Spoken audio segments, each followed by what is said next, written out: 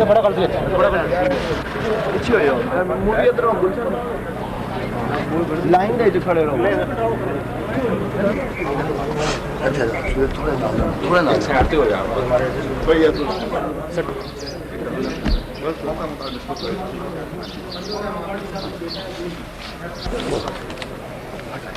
ਅੱਛਾ ਫਟ ਦੋ ਆ ਜਾਓ